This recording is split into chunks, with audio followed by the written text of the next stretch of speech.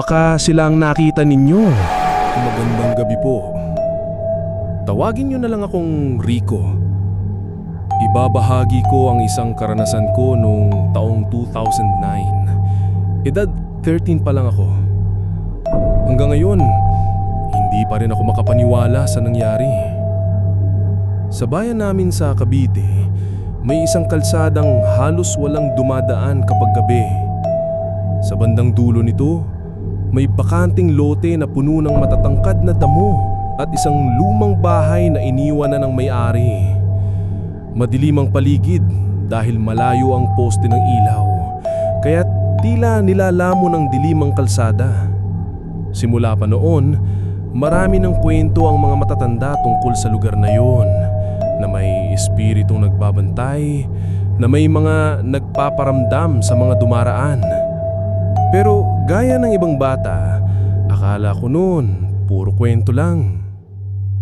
Isang gabi, pasado 6:00, kasama ko ang kuya at pinsan ko. May pupuntahan kami kaya't napilitan kaming dumaan doon. Ako ang nasa kanan, si kuya nasa gitna, at pinsan ko naman nasa kaliwa.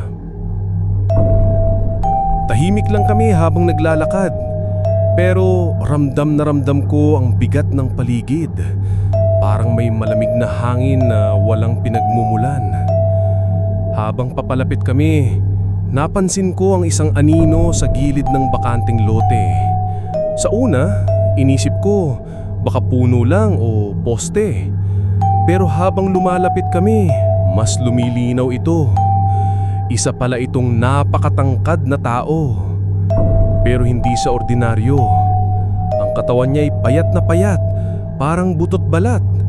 Mas mataas pa siya kaysa sa karaniwang tao.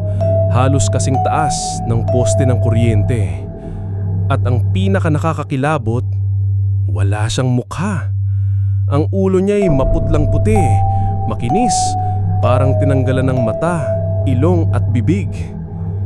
Nang makita ko ito, namlamig ang buong katawan ko. Sa gilid ng tenga ko, may parang mahihinang bulong na hindi ko maintindihan, kasabay ng malamig na simoy na dumadampi sa batok ko. "Kuya, may tao!" Halos pabulong kong sabi, nanginginig ang boses. Paglingon nila, nakita rin nila ang nilalang at mas nakakatakot pa. Unti-unti itong gumalaw papalapit sa amin.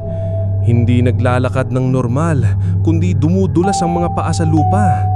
Walang ingay, walang yapak, pero diretso ang galaw, patungo sa amin. Sabay-sabay kaming umatras, tapos halos tumakbo na palayo. Ang kuya ko, pilit na pinapakalma kami, pero ramdam ko rin ang kaba sa boses niya. Pagdating namin sa ilalim ng poste ng ilaw, mga 2 bahay ang layo. Huminto kami para huminga ng malalim. Lumingon kami sabay-sabay. At doon kami tuluyang natulala. Wala na ang matangkad na nilalang, pero hindi rin siya tuluyang nawala.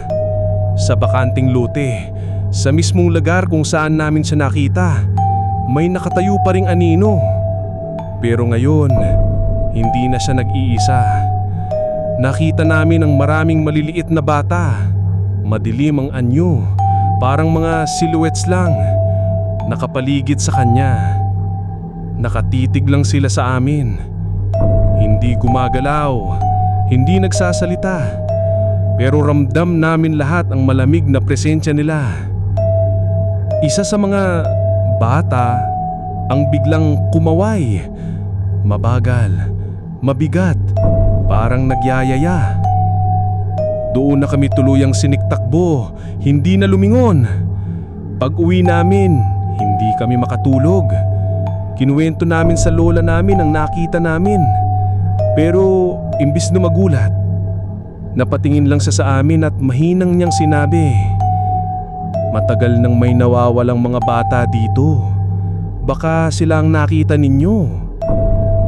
Kinilabutan kami sa sinabi niya. Hindi ko alam kung totoo ba yun o tinatakot lang kami ng mga matatanda.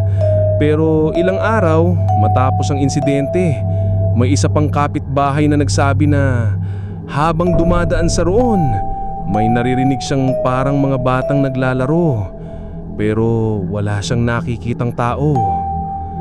At minsan, kapag malapit na ang gabi, may mga nakakarinig ng mahihinang tawa ng bata mula sa bakanting lote. Hanggang ngayon, hindi ko pa rin alam kung anong klaseng nilalang yun. Pero ang tiyak, may mga bagay na mas mabuting hindi na makita at hindi na muling balikan.